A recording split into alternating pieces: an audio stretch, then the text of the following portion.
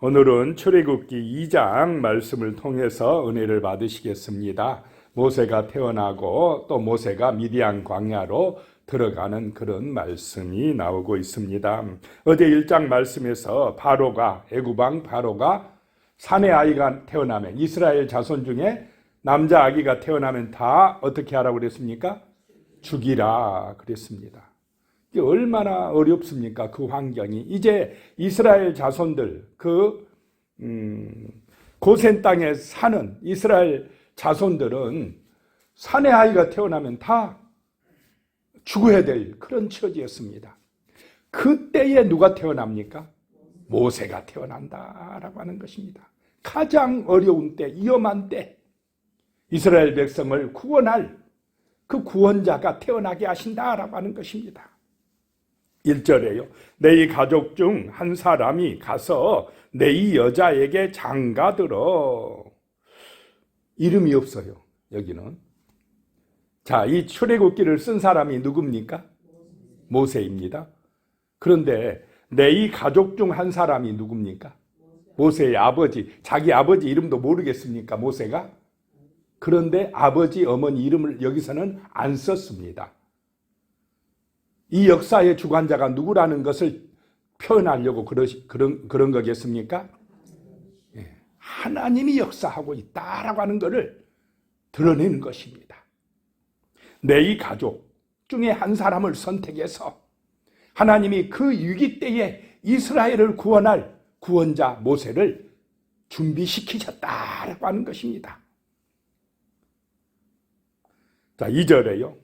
그 여자가 임신하여 아들을 낳으니 그가 잘생긴 것을 보고 석 달 동안 그를 숨겼으나, 아들을 낳았는데 얼마나 좋겠습니까? 좋긴 좋지만은 지금 아들을 낳으면 어떻게 해야 됩니까?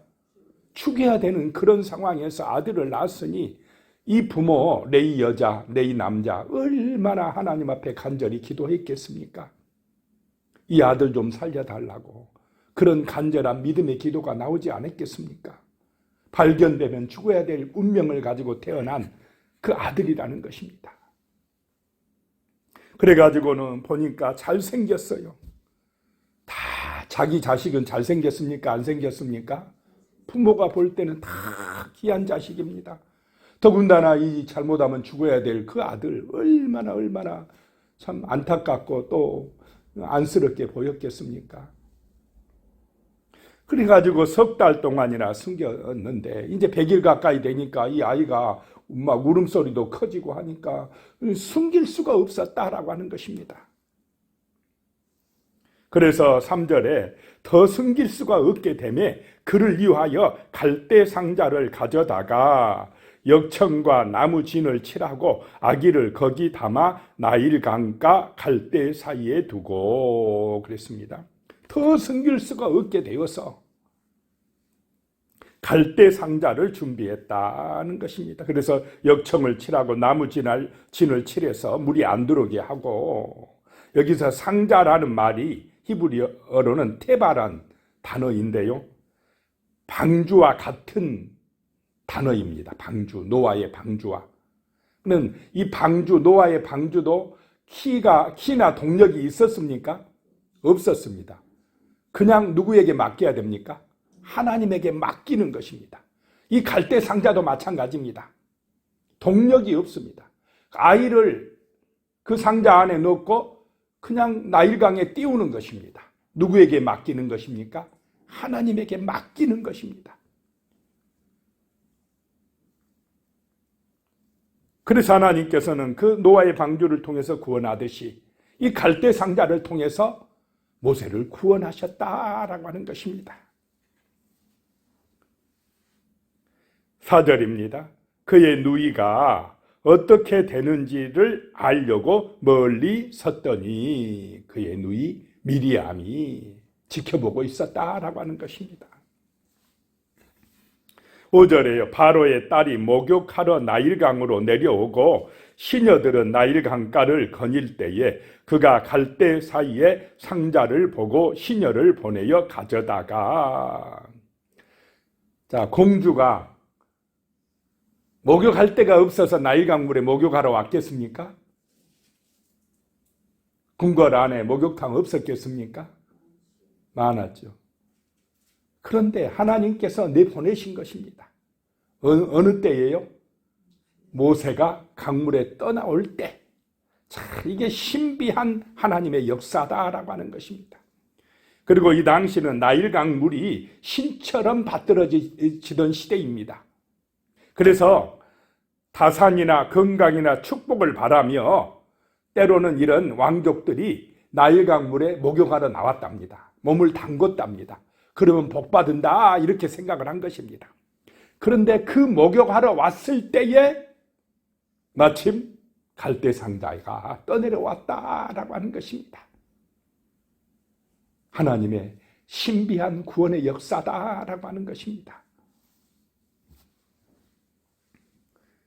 그래서 그 갈대상자를 가져오라 해서 6절에 열고 그 아기를 보니 아기가 우는지라 그가 그를 불쌍히 여겨 이르되 이는 히브리 사람의 아기로다. 그 아기를 보는 순간 아기가 우니까 불쌍한 마음이 들었다는 것입니다. 그 마음을 하나님이 주관하셨다라고 하는 것입니다. 이 아기는 히브리 사람의 아기로다. 그런데 마침 이 공주가요 결혼했는데 아기가 없어요. 그러니 마음속에요 이 나일강이라고 하는 신이 나한테 준 선물이구나 이런 마음이 든 것입니다. 그 아기를 보는 순간에. 그래서 자기 아들로 삼아야겠다 이런 마음에 감동이 임한 것입니다. 7절에요. 그의 누이가 바로의 딸에게 이르되 내가 가서 당신을 위하여 히브리 여인 중에서 유모를 불러다가 이 아기에게 젖을 먹이게 하리이까. 지켜보고 있던 미리암이 그 어린 것이 공주에게 가가지고는 내가 당신을 위하여, 누구를 위하여요? 공주를 위하여 유모를 불러오리까. 자기 엄마가 유모 아닙니까? 그렇게 이야기하니까 8절에 바로의 딸이 그에게 이르되 가라 하매 그 소녀가 가서 그 아기의 어머니를 불러오니 하나님께서 물에서 건져주신 것입니다. 모세를 살려주신 것입니다. 도저히 이제 그 모세의 어머니 아버지가 모세를 키울 수 있는 환경이 안 되니까 하나님께서 어디로 들여보내고 있습니까? 바로의 궁으로. 그래서 안전하게 키우는 길로 인도하고 계시다라고 하는 것입니다. 9절에요. 바로의 딸이 그에게 이르되 이 아기를 데려다가 나를 위하여 젖을 먹이라. 내가 그 삭을 주리라. 여인이 아기를 데려다가 젖을 먹이더니 이제 누구의 아들이 되어버렸습니까? 그 공주의 아들이 되고 말았습니다. 나를 위하여 이 아이를 젖을 먹이라. 내가 삭을 주리라. 그래서 자기 아들을 젖 먹이면서 월급 받고 이제 어머니 요게벳은 모세를 키우게 되는 것입니다. 안전하게 기르게 되는 것입니다.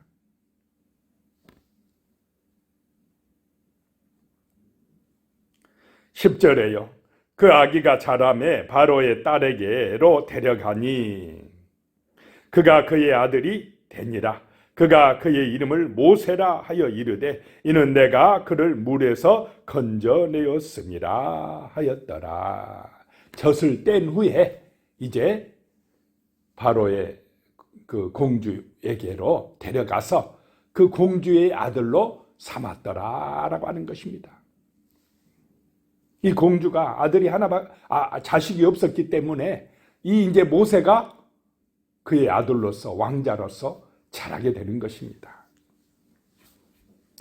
내가 그를 물에서 건져냈다 해서 이름을 모세라 했다라고 하는 것입니다. 자, 구원받은 사람, 건져냄을 받은 사람이 또 다른 사람을 어떻게 합니까? 건져낼 수가 있다.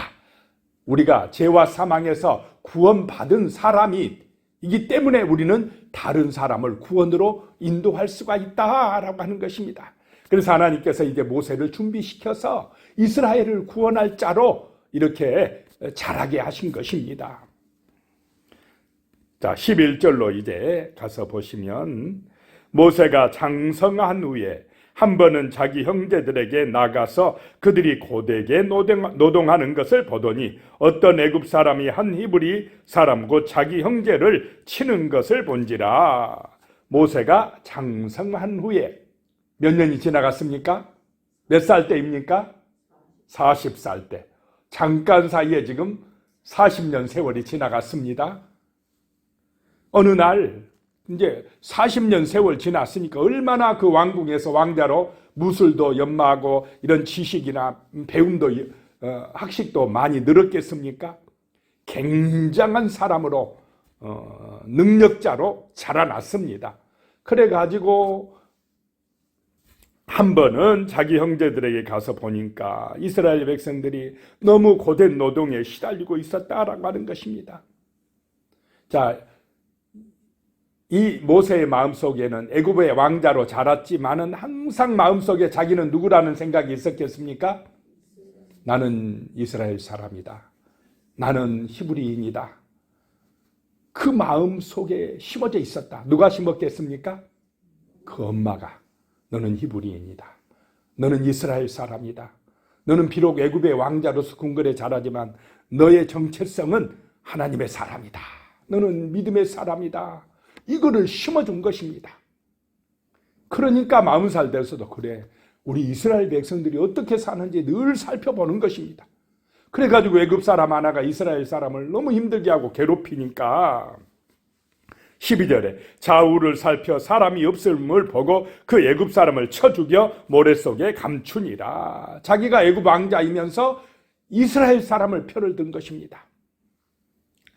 13절에 이튿날 다시 나가니 두 히브리 사람이 서로 싸우는지라 그 잘못한 사람에게 이르되 내가 어찌하여 동포를 치느냐 하며 모세는요 자기가 애굽 왕자로 자랐으면서도 나는 히브리 사람이야 하면서 그 자기 민족끼리 동족끼리 싸우니까 어찌하여 너희는 같은 민족이면서 히브리인이면서 싸우냐 하고 말린 것입니다. 자, 모세는 자기가 누구라고 생각한 것입니까? 나도 히브리 사람이야 라고 생각을 한 것입니다. 그래서 싸움을 말린 것입니다. 그랬더니 14절에 그가 이르되 누가 너를 우리를 다스리는 자와 재판관을 삼았느냐? 내가 애굽 사람을 죽인 것처럼 나도 죽이려느냐? 모세가 두려워하여 이르되 일이 탈로 되었도다. 자기는 모세는 히브리인이라고 생각했지만은 그 동포들은 모세를 히브리인으로 인정하지 않은 것입니다. 그냥 너는 애굽의 왕자 아니냐? 왜 간섭하느냐? 이런 식으로 안 받아주는 것입니다. 그래가지고 탈로가 난 것입니다. 15절에 바로가 이 일을 듣고 모세를 죽이고자 하여 찾는지라. 모세가 바로의 낯을 피하여 미디안 땅에 머물며 하루는 우물 곁에 앉았더라. 이 모세하고 왕권 경쟁에서 이긴 왕이 지금 현재의 바로입니다. 그러면 이 현재의 바로는 늘 누가 껄끄럽겠습니까? 모세가. 잘못하면 저 모세가 자기 왕권을 도전할 수 있다. 이런 생각을 하고 있었기 때문에 잘 걸렸다 이것입니다. 그래서 죽이려고 찾았다는 것입니다. 그래서 도망을 갔습니다. 바로의 낯을 피하여 미디안 광야로 도망갔다라고 하는 것입니다.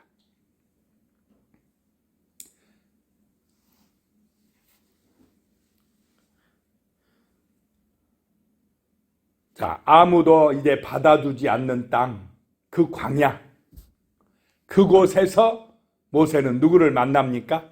하나님을 만난다라고 하는 것입니다. 왕자일 때는 사람들이 많이 따르고 막 우리 왕자님 그러지만은 막상 쫓겨나면 사람들이 찾아옵니까? 안 찾아오는 그 광야에서 거기서 하나님이 만나 주신 것이다 라고 하는 것입니다. 그 광야 우물가에서 앉았더니 자, 우물가에서 사건이 납니다. 누구를 만나는 사건이 납니까? 이제 아내를 만나요.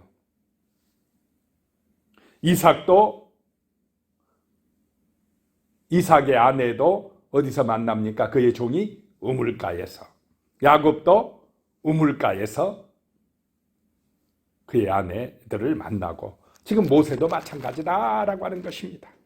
16절로 가면 미디안 제사장에게 7딸이 있었더니 그들이 와서 물을 길어 구유에 채우고 그들의 아버지의 양떼에게 먹이려 하는데, 17절에요. 목자들이 와서 그들을 쫓는지라 모세가 일어나 그들을 도와 그 양떼에게 먹이니라. 여자들이 양을 치는데 자꾸 물 먹이는 데서 밀려나요. 그런데 모세가 그거를 보고는 도와줬다라고 하는 것입니다. 18절에 그들이 그들의 아버지 누엘에게 이를 때에 아버지가 이르되 너희가 오늘은 어찌하여 이같이 속히 돌아오느냐.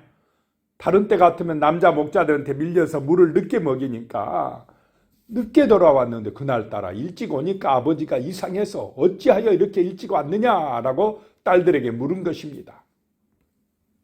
19절에요. 그들이 이르되 한 애굽 사람이 우리를 목자들의 손에서 건져내고 우리를 위하여 물을 길어 양떼에게 먹였나이다. 아니 그렇게 했으면은 이 딸들이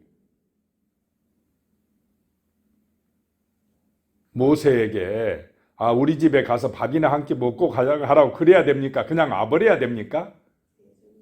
그 무심한 딸들이 그냥 집에 왔답니다. 그랬더니 20절에 아버지가 딸들에게 이르되 그 사람이 어디 있느냐? 너희가 어찌하여 그 사람을 버려두고 왔느냐? 그를 청하여 음식을 대접하라 하였더라. 그래서 아버지가 다시 딸들을 보내서 빨리 데리고 와라 라고 했다는 것입니다. 21절에요. 모세가 그와 동거하기를 기뻐하며 그가 그의 딸 십보라를 모세에게 주었더니, 그래서 모세가 거기서 아내를 만나고 살게 되었다라고 하는 것입니다. 22절에요. 그가 아들을 낳음에 모세가 그의 이름을 게르솜이라 하여 이르되 내가 타국에서 나그네가 되었음이라 하였더라. 이제 애굽을 떠나서 나그네 생활을 하게 되는 것입니다.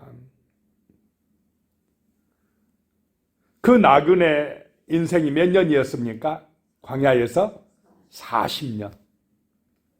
40살 먹었을 때는 자기가 자기 백성을 구원해 보겠다고 하다가 살인자로 몰려서 어떻게 됐습니까? 쫓겨났습니다. 도망자가 되었습니다. 그래서 하나님께서는 이제 모세에게 자기를 의지하지 말고 누구를 의지하는 믿음의 사람으로 훈련하기 위해서 광야에서 몇 년을 보내게 했습니까?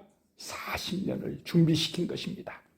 애굽의 때를 빼는 것입니다. 40년 광야 생활 속에서 자기의 능력을 의지하던 사람을 이제 기도의 사람으로, 믿음의 사람으로, 철저하게 하나님을 의지하는 사람으로 변화시키는 기간이 바로 광야 40년 기간이었다라고 하는 것입니다.